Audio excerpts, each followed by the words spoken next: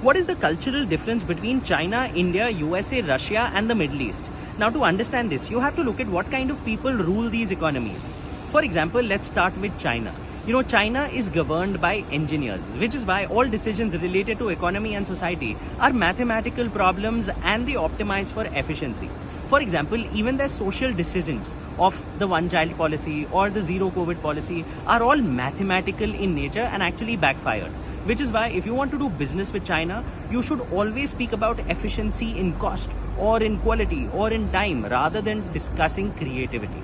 Then let's look at the US. US is actually governed by lawyers. Most presidents of the US have actually been trained in law, which is why through law and business, everything is about judicial rights and they love to be argumentative and debate things. Which is why if you want to do business with the US, you must absolutely be certain to go by the contract because they will come and sue you.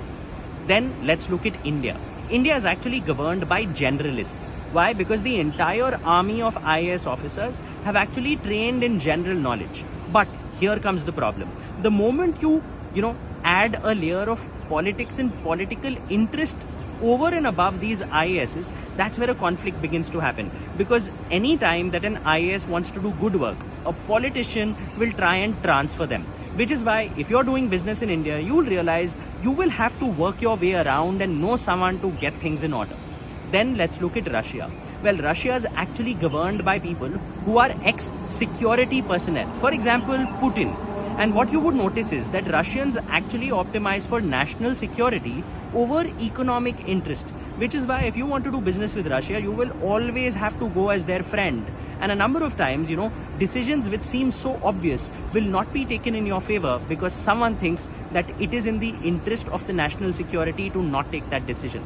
Then let's look at the Middle East. Middle East is actually run by leaders who are monarchic but also technocrats. What does that mean? They're actually rulers and kings, but they believe in meritocracy, which is why what they focused on is getting the best experts of every field into their own country and taking decisions which are strategic for the long term. Which is why if you want to do business in the Middle Eastern countries, you will absolutely have to be certain that you can hustle and you can perform, because here you will not be getting work only because you know someone. A lot more in the description. Share it with someone who may need it.